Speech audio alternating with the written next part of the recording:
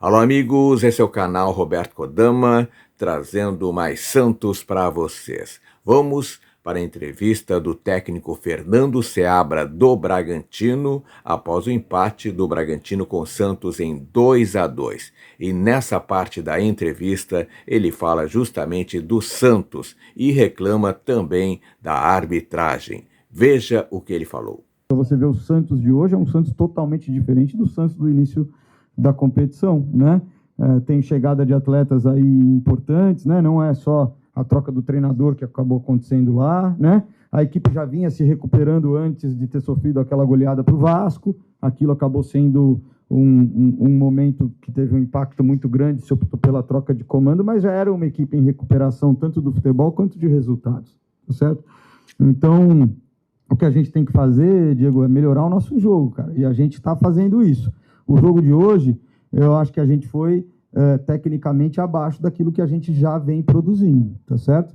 A gente não teve um jogo com até atuações técnicas individuais do nível que a gente teve, por exemplo, contra o Cruzeiro, tá certo? Contra o Fluminense. Em parte disso é mérito do Santos, que conseguiu defender bem e ser mais agressivo e anular alguns pontos importantes nossos. Em parte, a gente não teve tão bem quanto a gente poderia estar e já esteve nesses últimos jogos, como eu tenho te falado, né? A nossa produtividade contra o Sport foi muito alta, o time criou muitas chances. Aí você, mas é o Sport, é o último colocado. O que aconteceu no próximo jogo do Sport? Venceu o Corinthians, tá certo? Então, assim, cada jogo tem a sua história. As equipes se desdobram para manter a sua competitividade, como nesse momento nós estamos nos desdobrando e saindo de um momento muito difícil, do ponto de vista de adversidade que nós vivemos na competição, né? Algumas dificuldades que nós tivemos hoje em relação à nossa construção em especial, elas precisam ser atacadas e abordadas. A equipe teve o mérito de passar por situações difíceis do jogo, e ainda assim criar uma melhor chance realmente do primeiro tempo e sair na frente. Conseguiu levar perigo em várias situações, finalizando ou não, com bola em movimento ou não, em transição ou em bola parada.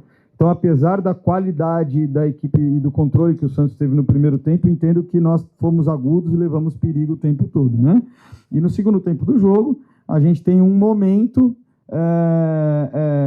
muito específico de alguns desajustes de situações que já não nos cabe cometer esse tipo de erro de novo, como é o lance do primeiro gol do Santos, tá certo? Né? Então, e logo em seguida faz uma pressão, também com algumas trocas de posição, e faltou um pouco de leitura, e tivemos oportunidade de matar o lance, tivemos oportunidade de defender costas e falhamos. Então foram 5 minutos que condicionaram muito aquilo que aconteceu no jogo, né? Então, a gente não pode se permitir, num momento que a gente busca uma recuperação na competição, ter uma oscilação tão grave num período tão curto do jogo. Porque se você recortar e tirar esses 5, 6 minutos, 7, é outro jogo, né? Então, só que a gente se permitiu ser penalizado por isso.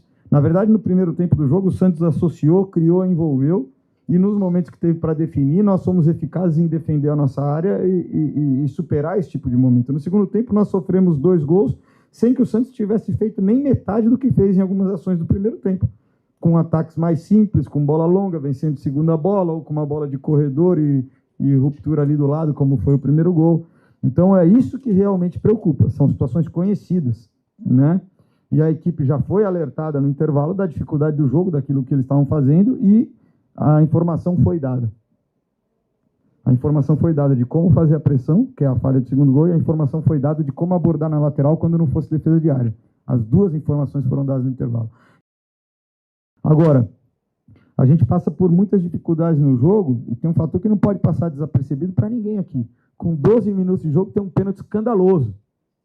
É um descalabro o VAR não ter chamado o Flávio naquele momento para ter a oportunidade de revisar. Tá certo?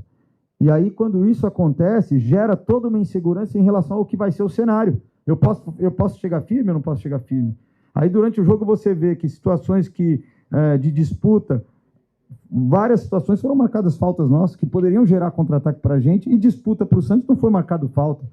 Então, tem um erro num lance decisivo, e tem um monte de sinais ao longo do jogo que gera uma preocupação extra, que é a insegurança em relação à arbitragem. Os jogadores do Santos tinham carta para chegar, disputar, ir no corpo, fazer o que quisesse. A gente chegava era falta.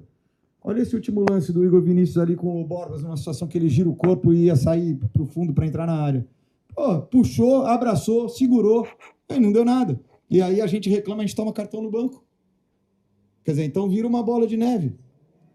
Tá certo? Então, assim, essa é uma indignação. Eu não estou de forma nenhuma tirando os pontos que a gente precisa melhorar. Só que, peraí, hoje a gente jogou contra 12, rapaziada. Jogou contra 12.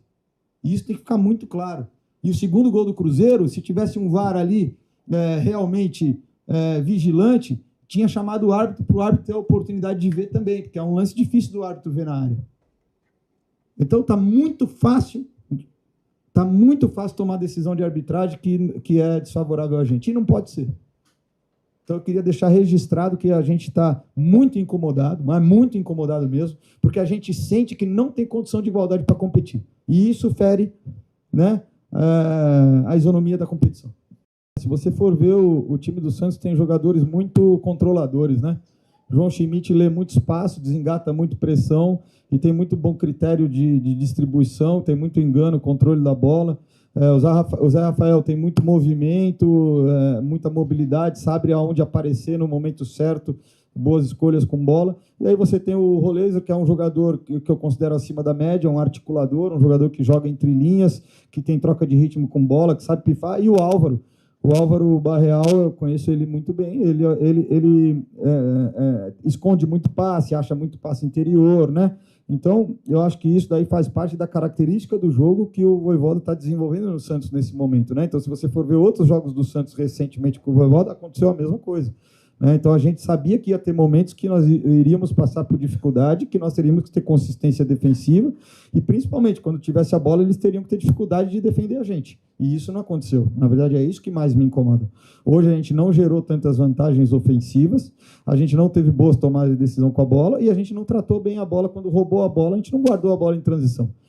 Então, algumas vezes a gente teve êxito, mas foi muito abaixo daquilo que precisa ter quando você rouba a bola de um time que está te dominando.